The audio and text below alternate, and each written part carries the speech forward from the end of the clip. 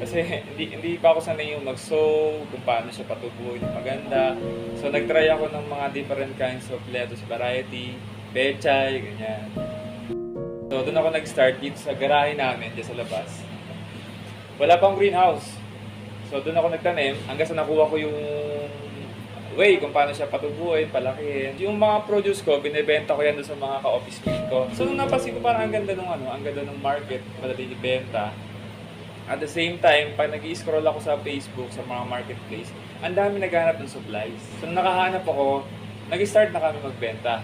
Within Bulacan muna. So doon na nagsimula si BG Hydroponics.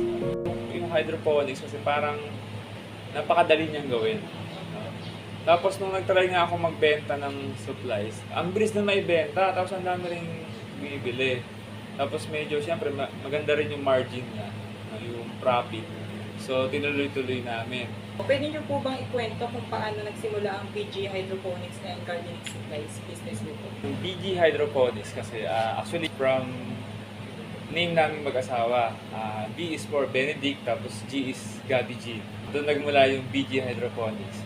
So, nung kasing time ng pandemic, that was 2020, later na 2020, so wala akong magawa wala kaming magawa. So, nanonood lang ako ng mga YouTube, nagkwento ko sa hydroponics. Dahil nga mahaba yung time natin, walang magawa, puro yun ang pinapanood ko, hanggang sa parang nagustuhan ko siya. Kaso nung time na yon, wala akong mabiling supply. Kasi di ba, bihira yung lumalabas, tapos yung mga rider, di mo siya makasalong makaikot. So nangyari, 2021, medyo nagluluwag na ng konti, doon lang ako nakakuha ng supply. Nung materials na gagamitin sa hydroponics. Una nga nag-failed Kasi hindi pa ako sanay yung mag-sow, kung paano siya patubuin ng maganda. So nag-try ako ng mga different kinds of lettuce variety, pechay, ganyan. Tapos bumili na ako nung styro box. Ang unang binili ko noon is yung used na grape box sa garahe namin dyan sa labas. Wala pang greenhouse. So doon ako nagtanim hanggang sa nakuha ko yung way kung paano siya patubuin, palakihin. Yung mga produce ko, binebenta ko yan doon sa mga ka-office mate ko.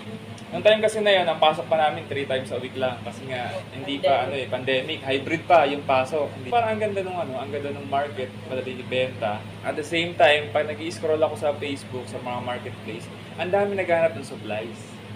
Yung materials na ginagamit sa hydroponics. Kaya nang ginawa ko, naghanap ako ng supplier ng mga materials like styro, tuna box, seeds, solution.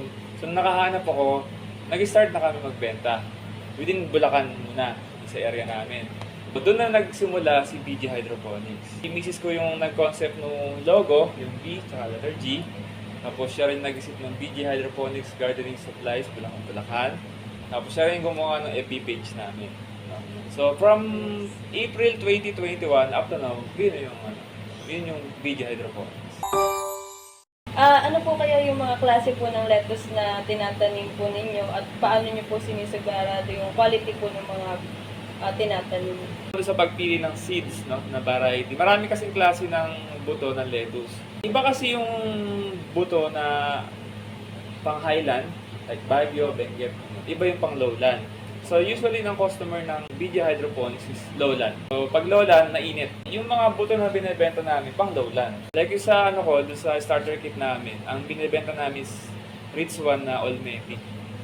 Bakit yung binibenta ko kasi, kahit sa tanim namin, yun hindi ang tanim ko Kasi ang napansin ko sa Olmeti na Rich One, madali siyang patubuin, easy to manage, maulan, tuwing tag-araw, tag-ulan, kaya siyang mag-adapt. Tapos maganda yun na po-produce. Kasi usually pag bumibili ng starter kit, pag hindi na patubo yung buto, magko-quit na 'yon. Opo. Sigurado 'yon, 100%. Maraming ganon na nagko-quit na sila. Basta hindi nila mapatubo. Doon sa starter kit namin, complete set na 'yon. So meron na siyang solution, nutrient solution, meron na siyang kasamang seeds, yung lettuce seeds, pelletization, pre-germinated na seeds, coco peat, yun yung growing media niya, grow box, doon natin tatanim yung lettuce. Meron na rin siyang seedling tray, doon tayo magpupunla, styro cups, yung pinaka magiging pasok natin, doon tatanim yung lettuce. At the same time, meron din siyang pre na guide o manual na i-guide ka mula simula hanggang hanggang ma-harvest yung lettuce.